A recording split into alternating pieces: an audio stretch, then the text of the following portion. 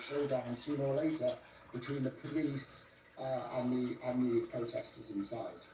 Irie, you're a student at Columbia. I want to understand, what is the mood there today, right? Is it a small portion of students, or is half the campus involved in the encampments? Is it outside agitators? Like, what is the feel there? Right. Well, I will say first, it was extremely quiet on campus today.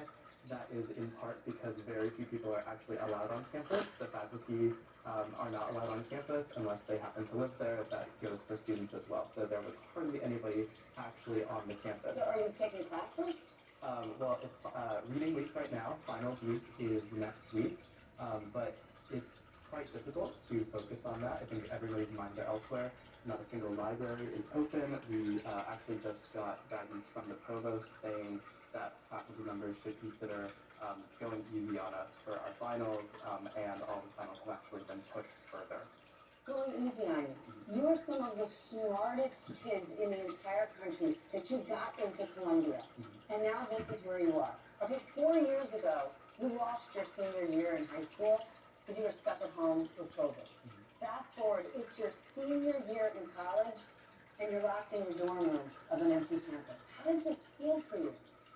I mean, personally, I've been reporting on it, so it's been exciting, but it's also been difficult as a person who's a member of the community to watch this happen. Last night, I was standing on campus and I watched hundreds of NYPD officers stream in and forcibly arrest hundreds of protesters. Many of them were students. They removed the people who were occupying Hamilton Hall, and they also removed the people who had formed a human chain in front of that building's doors. Yeah, the students are asking that universities divest from Israel. But that would be very, very complicated, right? Endowments invest in all sorts of things, right? Not just one specific company. Now, Brown and Northwestern were able to reach deals with their protesters after looking at their investments. A, do you think that the protesters realize what a complicated request it is? And B, do you think it's a good idea? Well, I don't think they realise how difficult it is for any university to kind of disentangle its investments from a country like Israel in a highly globalised economy, particularly as they're calling for not only divestments from, say, Israeli companies, and I think there's probably very little investment by UCLA in Israeli companies, but they're also calling for investment in any company that seemingly does business with Israel, and that includes, many, many companies, including major tech firms.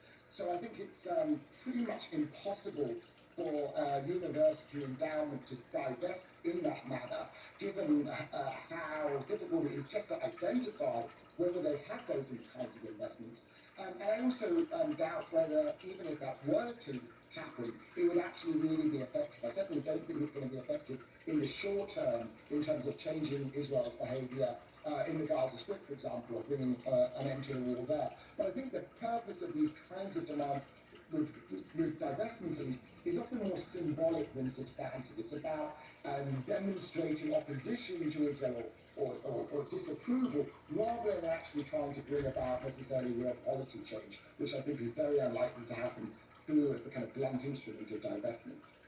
Deb, you say that you are against what Israel is doing in Gaza, but you are not standing with the protesters on your campus. Explain. That's right. Well, aside from the issue of divestment, which I think is likely to be ineffectual, another demand of the protest encampment is to call for a complete boycott. Graduation, May 15th. I would love to see you get to walk at your graduation. Didn't get to do it in high school. You deserve to do it in college. Thank you. When we return, Marjorie Taylor Greene does not have the votes to fire